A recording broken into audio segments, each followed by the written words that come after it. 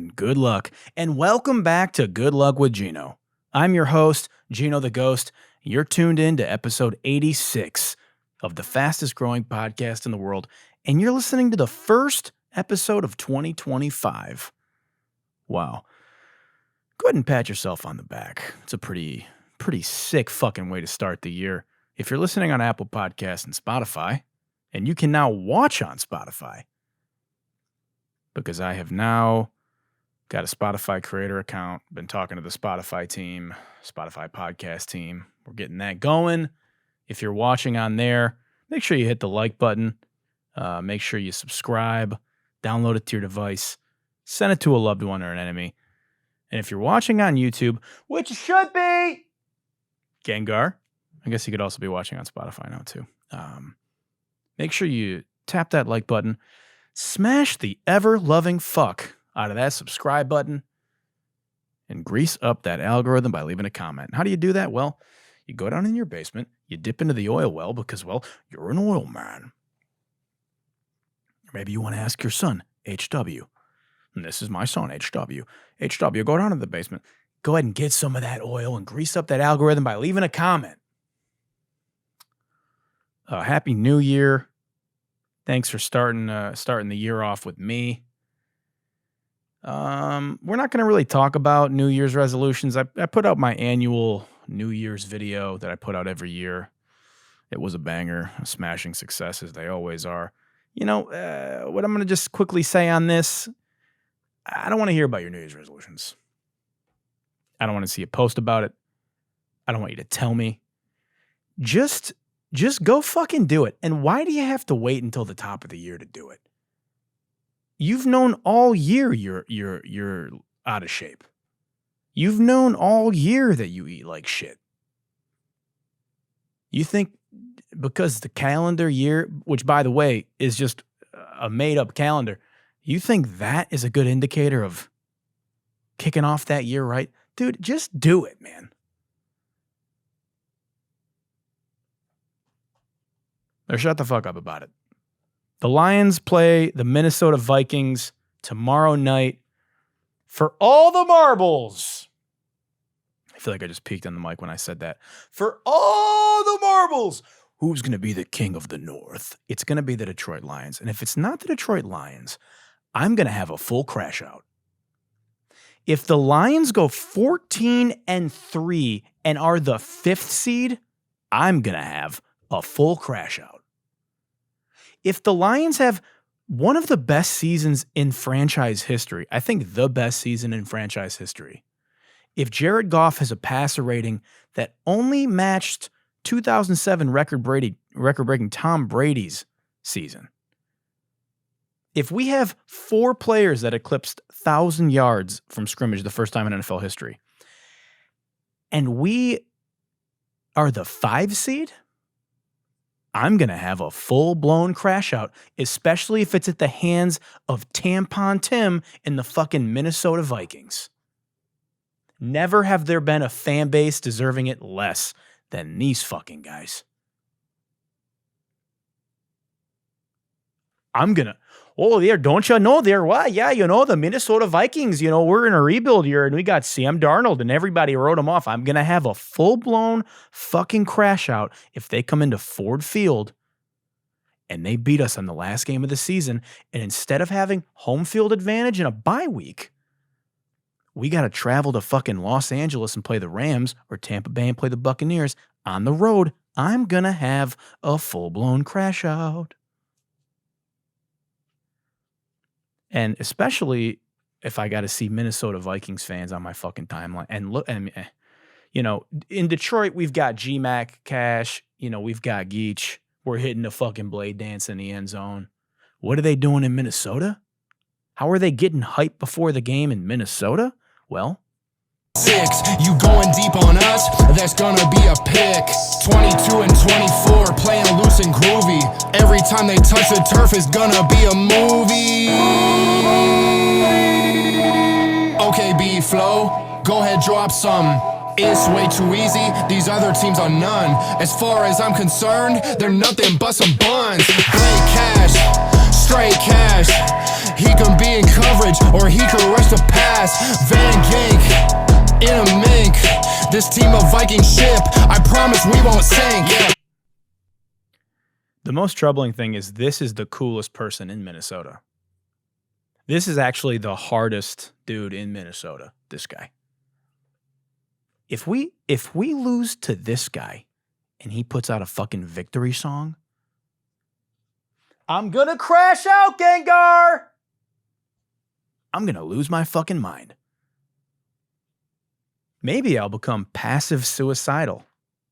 What does that mean? Well, happy Passive Suicide Awareness Day, everybody. Did you celebrate? Did you celebrate Passive Suicide Awareness Day? What the fuck is passive suicideness? Passive suicide. What is passive suicide? Well, apparently, it is, let's read the definition for you because this came across my timeline. I'd never heard of it before.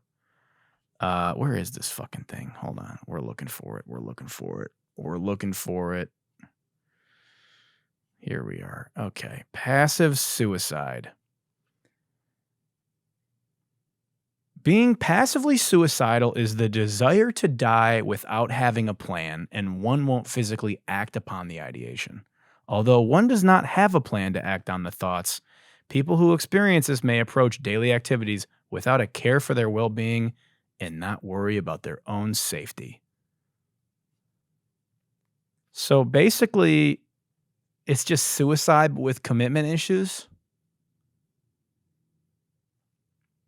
You can't actually be suicidal if you aren't actually going to commit.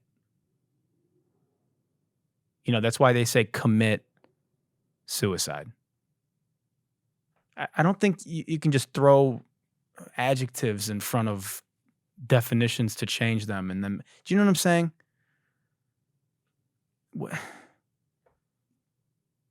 What is this, man? You know, is this the escalation from everybody in society having anxiety and depression, or being neurodivergent and having a touch of the tism just to seem interesting? Now everybody's going to be passive suicidal, and I have to walk on eggshells online because everybody's passive suicidal. Having the desire to die without having a plan. So basically anyone that skydives or base jumps or drag races is passive suicidal? Is that what I'm to understand? Does asking God to send the aliens and the 4 horsemen down from the heavens to put us out of our misery, does that make me passive suicidal? Just thinking, damn, being on fire would suck. I wonder what it would feel like. Does that count?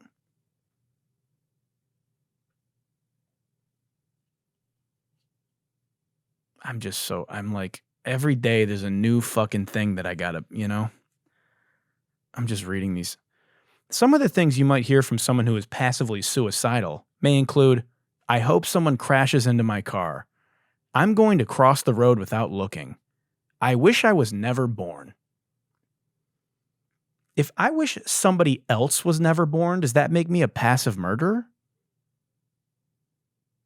Am I passive homicidal because I want all my enemies to die peacefully in their sleep?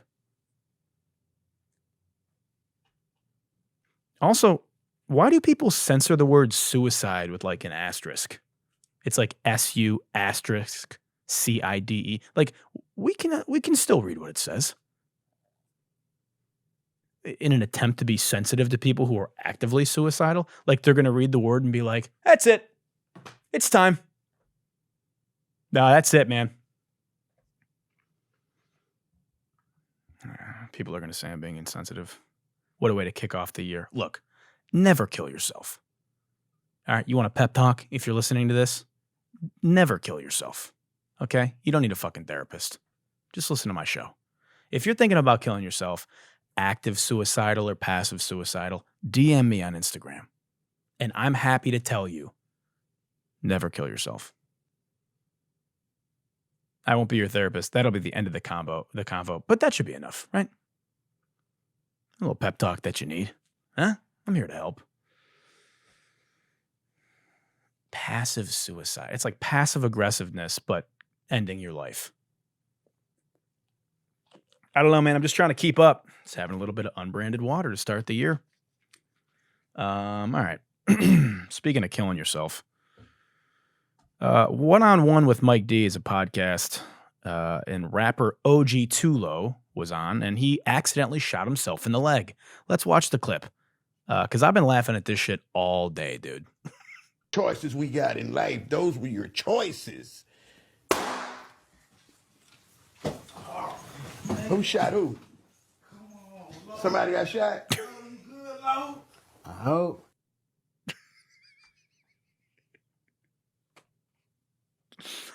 Bro Plaxico burst himself in the middle of the podcast. Who shot who? Unc was way too calm asking that question after a gunshot happened 1 foot away from him. You know? Must be them noise-canceling headphones. Dude, why do you have a loaded gun in your pocket with the safety off? How big are these pockets? He's got just a gun in there. Life, those were your choices. Who shot who? Who shot who? Somebody got shot? Yeah. I hope. I hope. Dude, those tight ass jeans. I can tell you right now, bro's had those jeans for 10 years. And they used to fit him. Now they're too tight. And he's got a loaded gun in his pocket. Went to pick a wedgie through his pocket and nearly Cheddar Bobbed himself. Also, those are your choices. Seconds before shooting yourself in the leg is pure poetry by the universe. Listen. Choices we got in life, those were your choices. Those were your choices. Who shot who? Making the Kodak blackface. You good? I hope so. Way to start the year off by being a dickhead, you know? Way to start the year off with the bang. You dumb fuck. Okay. Moving on. I just saw that video like an hour ago and I've been laughing at it ever since. Okay. So Meta is adding AI profiles. In an AI-driven social media push, Meta aims to integrate AI-generated characters into its platform, including Instagram and Facebook, envisioning them functioning like user accounts with bios, profile pictures, backgrounds, and content-generated capabilities. Connor Hayes, Meta's MVP, Connor Hayes, Meta's VP of product for generative AI, emphasized the focus on making interactions with AI characters more social and engaging over the next 2 years. Well, why? Why are they doing that? Probably so they can sell stuff. That's all these companies care about. They just want to sell stuff. They want to sell advertising, and they want a piece of the action. There's already hundreds of thousands of AI characters that have been created through Meta's AI tools launched in the US, and there's plans for global expansion. A lot of these accounts aren't public yet. They're testing them out. But man, it is going to be, oh, fuck. I don't think you guys are ready for the AI-generated slop that is about to just drown you. You are going to be drowning in mid-AI-generated content. You're going to be able to come up and breathe for air. It's happening across other social media platforms. TikTok is testing AI-powered tools, avatar generation. Just got an ad for, I opened my TikTok app today and it's like, create your AI avatar. I don't want to make an AI avatar. Looking like a fucking 3D Disney Bitmoji. For what? Who asked for this? Why? I don't want an AI-generated Apple avatar on TikTok. Oh, text to speech, AI-generated avatar. Dude, I don't want that. Who wants that? I'll tell you who wants that. Advertisers. Companies who think that kind of content is going to connect with viewers. What's going to happen is I'm going to see it and I'm going to swipe before the first word is even generated. Goodbye.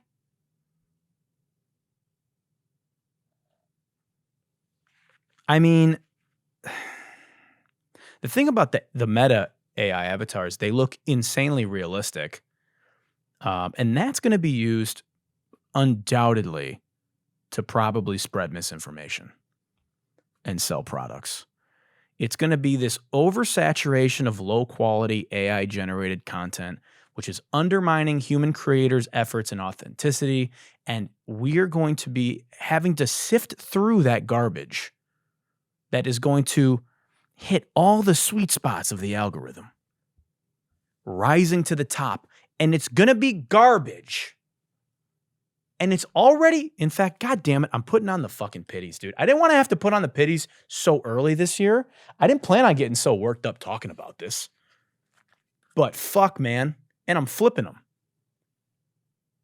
It's already so hard to just connect with your own followers.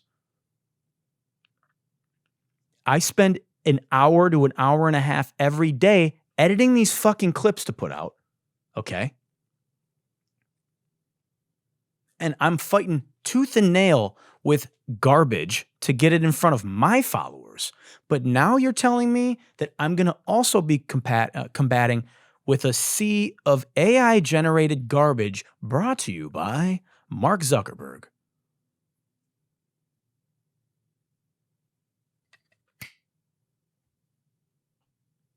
Not to mention, the reduced user trust that's going to come from the lack of relatability and emotional depth in AI personas. There's already a connecting issue here, a connection issue, I should say.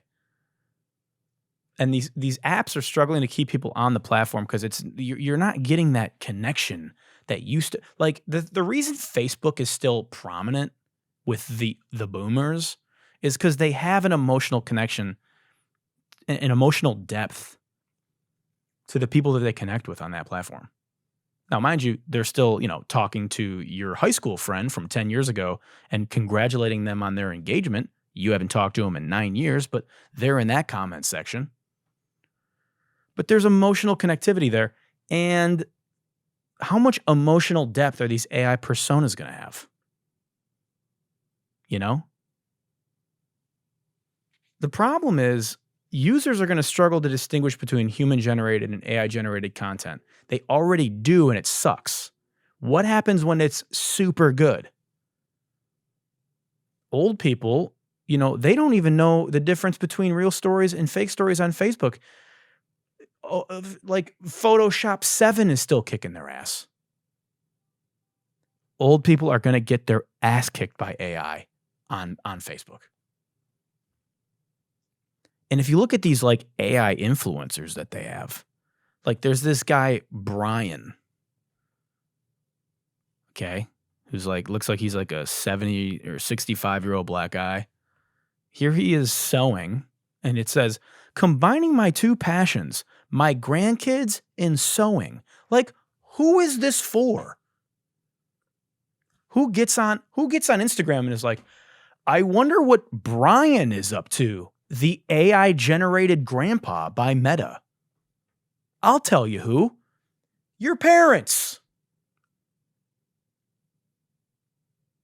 Facebook is about to become QVC for social media.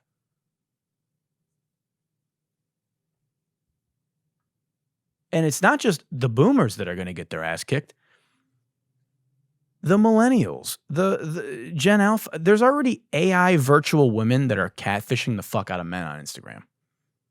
They're like AI supermodel or like AI OnlyFans models, whatever. And you read the comments, and these guys have no idea.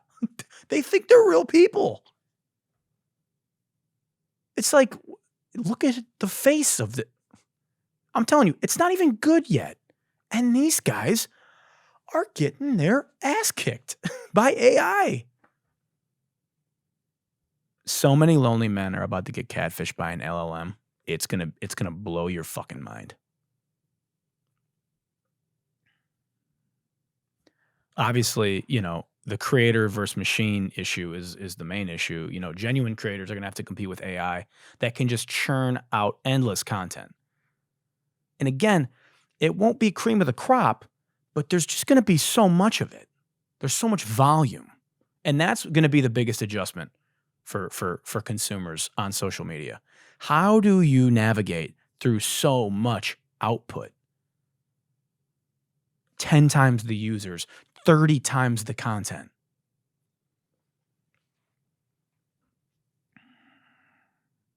But look, this is what companies are going to do during the AI bubble. This is what they're going to continue to do.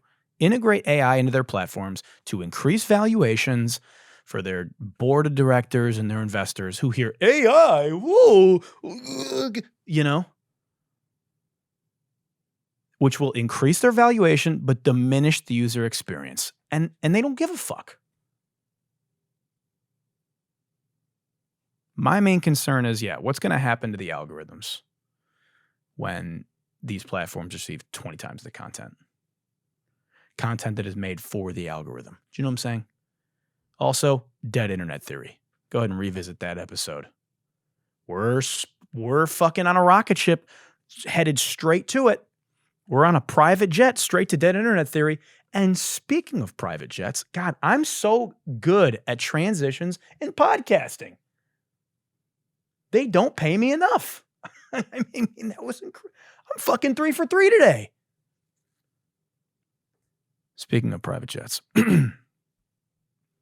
Mr. Beast just announced his next viral challenge, putting 2 pilots in a private jet for 100 days with unlimited fuel. And if they make it, they get to keep the jet. I'm sorry. If they make it? What do you mean by that? If they make it. What happens if they don't make it? Do they die? I'm going to take the pitties off. Because this is, we're just going to have a good laugh on this. When did Mr. Beast transition from wholesome content creator to Hunger Games authoritarian game master? Has anybody noticed this? Mr. Beast just all of a sudden, Mr. Beast was like, we're going to blow up a Lamborghini a year ago. And now he's like, we took 10 16-year-olds into the desert and made them walk 7 miles with no water. If they get to the other side, they win $2 million. If they don't, we'll pay for the funeral.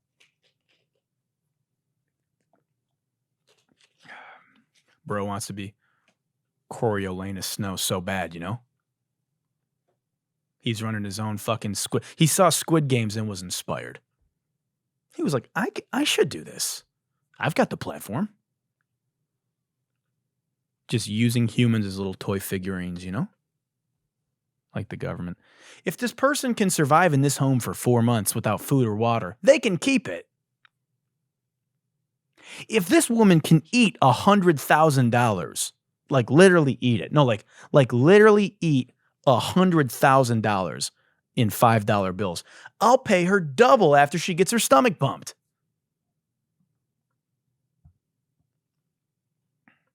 How do you even give a jet unlimited fuel? How do you, somebody that's smarter than me explain this to me. How do you gas up a jet in the air? Is that something you can do? If that's the case, why do I have connecting flights ever?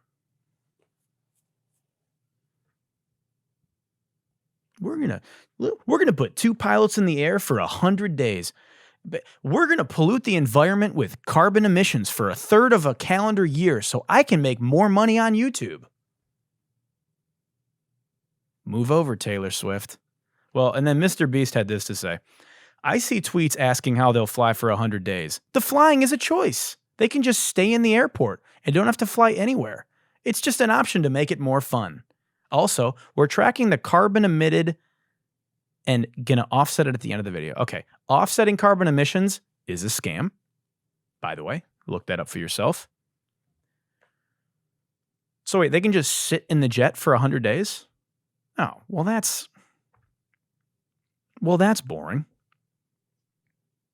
I would definitely do that.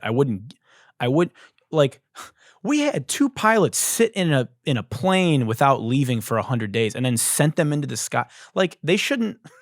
Imagine it's like day 85 and they're so fucking delirious because they've been sitting in a plane together And they're like, you know what we should do? Let's go fly an aircraft. That's a good, safe idea. It's going to be like the movie Crash. They're going to be fucking wasted like Denzel. And okay, they get to keep the jet if they... What the fuck is a regular guy going to do with the private jet? Do you know how expensive it is to gas up a private jet? It's like $5,000 to fill up a private jet per trip. Also, do you know how much it is to hangar a private jet? Like $30K a year, minimum. So what are they going to do? Just park the fucking private jet in their driveway? Good one, Mr. Beast. Sick, dude. All right. Let's get to our main story. First, I'm going to check if the Detroit Pistons won. I went to the Pistons game over the holidays with my family and watched Jaden Ivey break his leg right in front of me. That was super cool. Fuck, man. It was so brutal. Shout out Jaden Ivey. Rest up, Jaden Ivey. Looks like the Pistons are going to win. That's so sick, dude. We're so sick now. We're a fucking playoff team. Sick. Okay. Main story. You guys heard of Adrian Dittman? Yeah. So people are just now starting to realize that anonymous ex-influencer Adrian Dittman might just maybe be the alt account of Elon Musk. And if you're not following this, it's been the funniest fucking thing ever. It's been, I mean, when I tell you I get on X every day and I'm just laughing my ass off at all the stuff that's coming out. Okay, so why are people saying this? First of all, Adrian Dittman sounds just like him. His voice literally sounds like Elon Musk. His pacing sounds like Elon Musk. He tweets like him. Same vocabulary, same humor, same worldviews, knows everything about the inner workings of Tesla and X. And he glazes him constantly. He is constantly glazing Elon Musk. He's like an Elon Musk fan account. Now, Adrian Dittman has been on Twitter for, I think, since like 2023. And people are like just now starting to realize this because after Elon Musk's crash out over HB1 visas that happened over the past week with him and Vivek Ramaswamy, Dittman held a Twitter Spaces to defend him and just full-blown crashed out. Here is probably my favorite bit. Remember, this is not Elon Musk. And ironically enough, some elements of the extreme legacy MAGA movement will have to deal with it as well. Because that's how it is. And don't hate the fucking big tech bros. Because out of all of them, Elon is the only one that's giving all of these crackheads a fucking voice. I want you to try and pull that shit on fucking Facebook and see how long you last. You ungrateful motherfuckers, seriously. You keep crying censorship this, censorship that. You're not censored. Your takes just suck. Get over it, and get over yourselves. Honestly. I'm not an enemy of anyone, but if you hate me for saying this, so fucking be it. I don't care. I'm part of what's new. You get to make that choice yourself. Do better. Anyways, thank you all for coming today. Huh. Yeah, that's totally not Elon Musk. Yeah. Here's another fun clip. I'll let you put this one together yourself. What is this? Elon's YouTube, GitHub, and TikTok. I don't have a TikTok, actually. He doesn't either. No, there's... Ooh, nice save. I don't have a TikTok, actually. He doesn't either.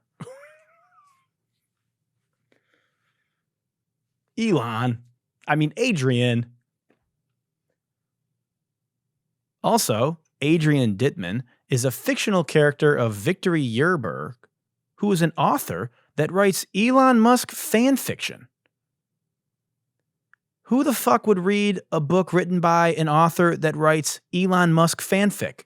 Probably, maybe, Elon Musk. Here's my favorite one. It's a photo of Elon Musk with his kid on his back. He posted on Twitter.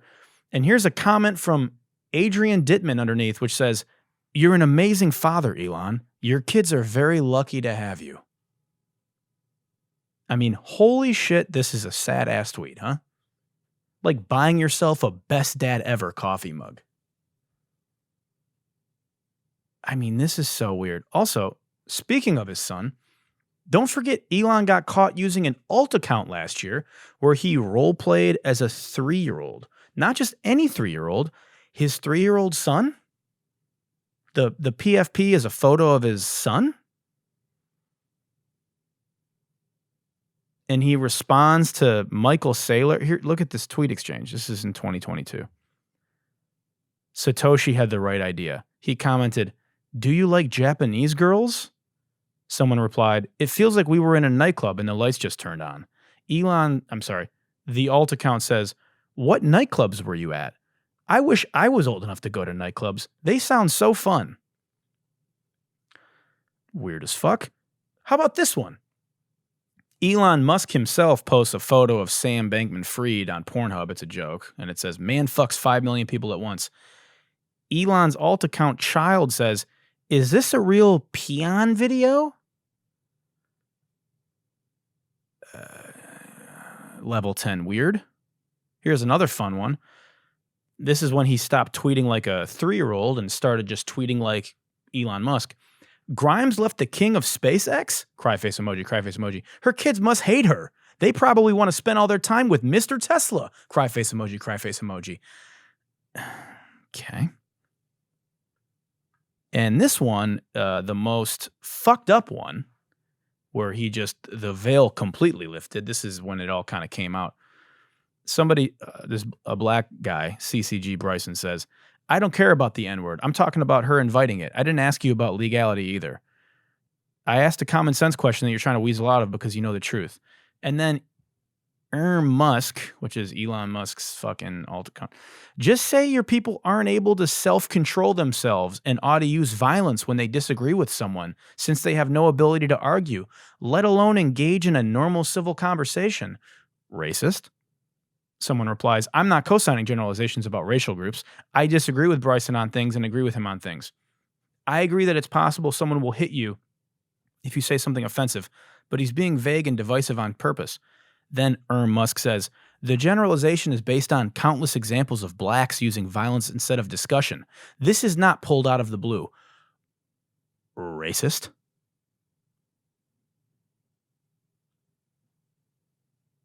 You can take the rich billionaire out of apartheid, but you can't take the apartheid out of the rich white billionaire from South Africa, can you? Somehow this flew under the radar. Don't know how nobody's ever brought this up. I feel like the first. He exposed. How does everyone know this is his alt account? Because he exposed it himself. He like posted a photo and it showed the alt account, like switch account to the alt account and showed this account. Yeah, so that's insane behavior. This is the person in the right pocket of the president. By the way, this is the guy who owns the most powerful social media platform in the world, by the way. This is, I think, the top 5 richest person alive. I mean, Jesus Christ, dude.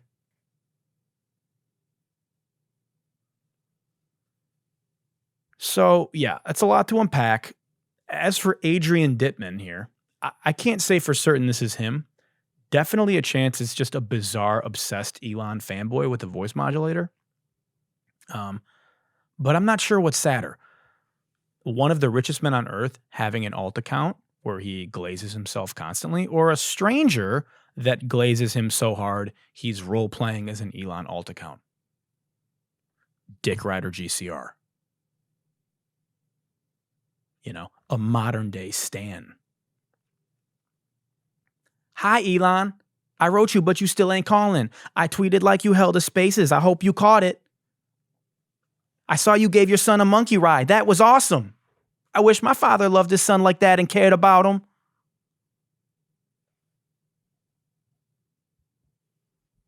Drop the remix, Adrian.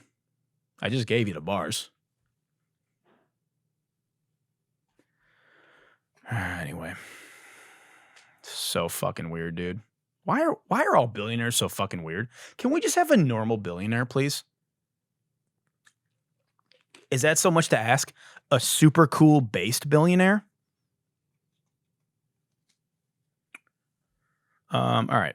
Let's get to everyone's favorite segment. Is this the first FOH HOF of the new year? Is this the first fuck out of here Hall of Fame inductees of the new calendar year? Oh man, do we got a fun one today. We got 3 new inductees today. Here's the first one. I'm going to probably get canceled for this, but you know, the jokes are just too funny. Here we go. I'm too fat to safely ride in a Waymo, and you might be too. It's your favorite queer automotive educator, and recently, my wife and I took our... I'm sorry, did she say queer automotive educator? Okay, sorry. I just had to...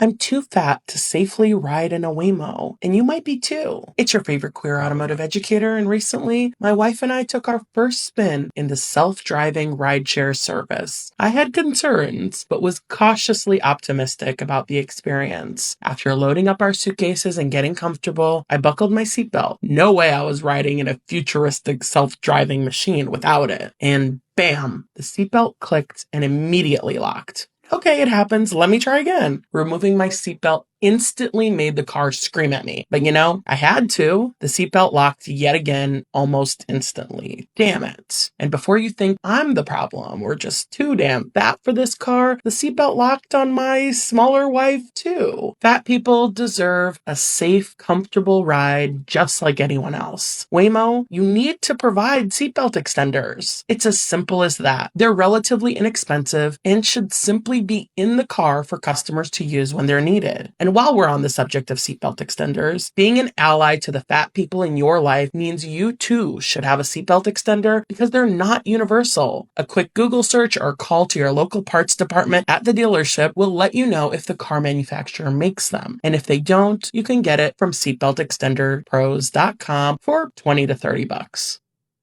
Yeah. I don't know. Maybe instead of calling a Waymo, she should call a Waymo. And that's a good joke. I've been waiting to make that joke for 2 weeks. 2 weeks. I've been waiting to make that joke. I mean, and it fucking hit, didn't it? Wow, it hit like crack. You want to hear it again? Maybe instead of calling a Waymo, she should call a Waymo. That's good, man. God, that's so fucking good. I mean, did we drop the joke of the year on episode 1? And that's funny because it's called Waymo, but I said Waymo, like way more, right? I don't know. Has she considered trying to weigh less?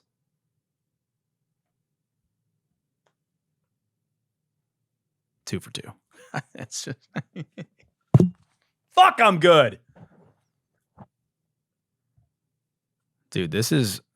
I mean, this... I'm too fat to safely ride in a Waymo. This ad brought to you by Uber and Ozempic. This is basically rage bait porn for Republican content creators. RFK Jr. is going to have a stroke and go murder a fucking grizzly bear after watching this video. It's all the fucking soda. It's all the fucking soda. And I can't even do it, but... Dude... So her whole account is just like being obese and like not being able to travel comfortably, I think. I don't know, man. I don't want to dunk on her, but I have to. I don't want to bully a stranger on the internet, but sometimes I have to do it. Somebody's gotta. I mean, she's complaining that the seatbelt locks. Dude, the seatbelt locks in every car. It's to keep you safe. Shame on them for trying to keep you safe. At least somebody cares about your health. I'm too fat to safely ride in a Waymo. I can think of a simple way you can fix this problem. I got a couple of ideas. And then she fucking gaslights me at the end of the video. Being an ally to the fat people in your life means having a seatbelt extender in your car. Oh, brother. So I got to go buy a seatbelt extender for $40 and keep it in my fucking car just in case a Chub Scout gets in? I mean, what is this, man? I drive a Tesla Model 3. Guess I'm not an ally because it isn't very spacious. Imagine this woman has a friend who like offers to take her to the club. She says, "Oh, I can drive you." And they like get out to her car and it's a PT Cruiser. And she's just like, "You piece of shit. You fat-phobic piece of shit. You want me to get into this?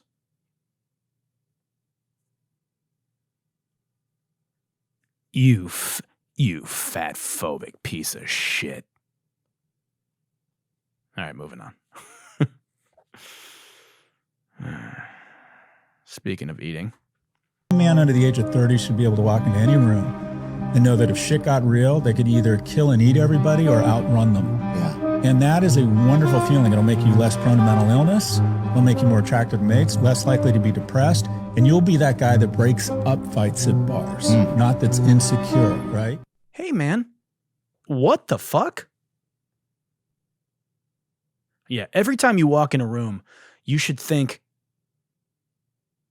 damn, he's looking like a snack. I could eat everybody in here. What the fuck did he say? A man under the age of 30 should be able to walk into any room and know that if shit got real, they could either kill and eat everybody or outrun them. Yeah. Yeah, not only should you be able to murder every guy in the room, but also be able to eat them. If you're under 30 in a room full of men under 30, welcome to the Hunger Games. Literally. Hope you're hungry.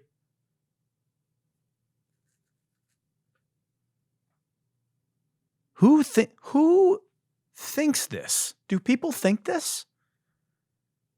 When I walk in a room, are there people that listen to this guy and think, I want to eat that guy?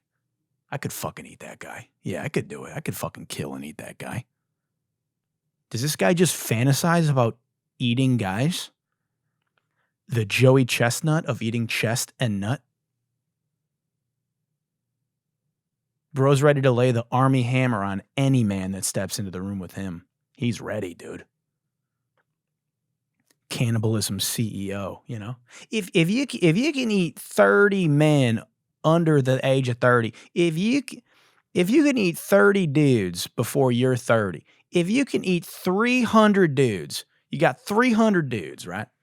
And if you got 30 guys that are under 30 in that room, and each guy eats 10 dudes, that's 300 dudes.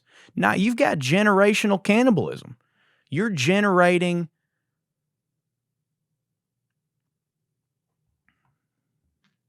this is insane. Fucking Hannibal Lincoln bio Lecter, you know? It puts the lotion in the basket. It puts the lotion in the basket. Little Buffalo Bill impression for you. Also, where's Theo Von? Has anybody seen him since this episode? Did he eat Theo Von? Oh my God, he murdered and ate Theo Von. This guy's a professor, by the way. I don't know if this guy taught my girlfriend at NYU or was just a professor at NYU, but this guy's a professor. Professor at the Jeffrey Dahmer School of Business. Now, probably. Yeah, this interview is just a 10 out of 10 batshit crazy alpha bro interview. A man under the age of 30 should be able to walk into any room and know that if shit got real, they could either kill and eat everybody or outrun them. Yeah. And that is a wonderful feeling. It'll make you less prone to mental illness. It'll make you more attractive to mates, less likely to be depressed. And you'll be that guy that breaks up fights at bars, not that's insecure, right? Yeah, I can fight, but do you know what I do instead of breaking up fights at bars?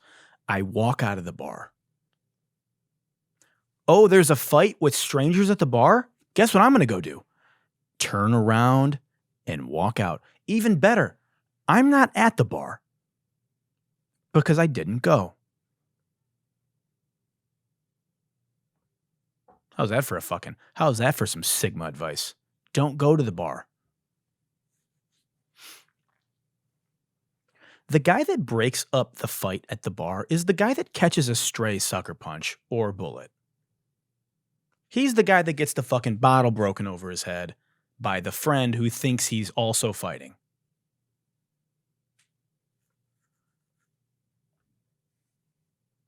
You know, I have some better advice. Mind your fucking business. Yeah? Sorry, you are not Sigma.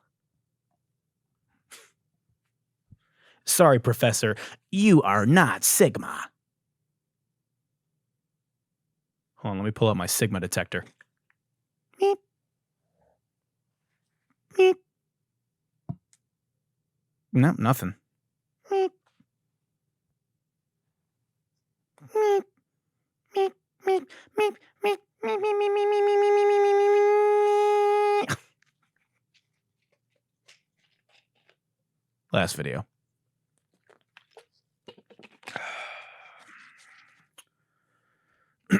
I got to be careful with this one. Man, we are really walking that tightrope to start the year, aren't we? We're really walking that tightrope while juggling fire, aren't we? Here we go. When you have a minority that wants a 10 out of 10 white girl, what do you say to them? So the first thing I tell that guy is, number one, be cautious of your look. If you are a black guy and you want a Sally Mae white girl from Texas, you can't have 4 Cuban link chains on, baggy jeans, and like red dreadlocks. You may have to dumb yourself down as far as how you look. Maybe you adopt the cowboy look. Or number 2, location. Just move to that area and be around more of them. If you're in an area where there's like, I don't know, it's 5% white girls, you're probably not gonna meet them. So go to an area. Or 3, for nightlife, drive to that area and go out where they are. You know, if you have a type, you're gonna have to make yourself look like the guys that she already likes. Yeah, sound advice. Now, when you say dumb yourself down as far as how you look, do you mean dress more like a white guy? Black guys, you want a white girl? Sprinkle some more caucasity into your wardrobe. Caucate your style. You know, whiten it up a bit. You want a Sally Mae? Unseason those fits. Throw a cowboy hat on. Howdy, Sally Mae. Again, as a white guy, gotta be careful how we navigate this one. Don't we? Yeah. I mean, this is... First of all, the guy interviewing him. When you have a minority that wants a 10 out of 10 white girl, what do you...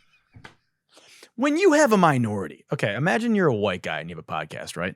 And you got a black guy as your guest. And you write down this question to ask.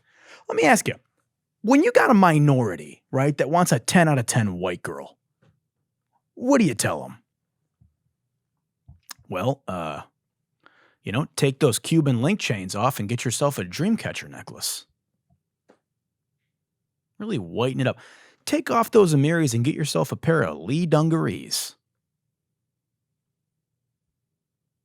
Bro's giving a fucking snow bunny seminar. You know? The inverse Dr. Umar, this guy. Thinks he's the fucking, the snow bunny whisperer. Look, black guys, do you want my advice? It's so easy. Just slap on a MAGA hat, head to a rally in rural Georgia, and clean up. You got it. Take your pick. If you're a white guy that lives in North Dakota who wants to date a Latina, you probably have to find a place with Latin women. You know, maybe you take a flight to Miami or Mexico. You know? Take off that cowboy hat, put on a sombrero.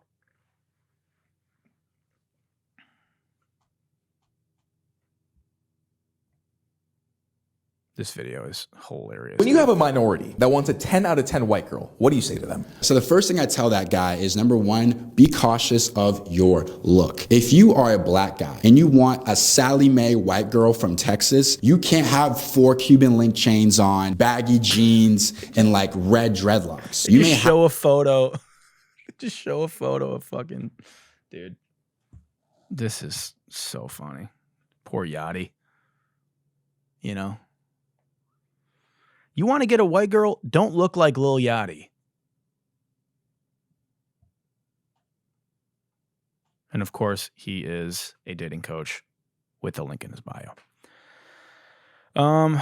That's all I got, guys. I mean, what a start to the new year. We're on fire, aren't we?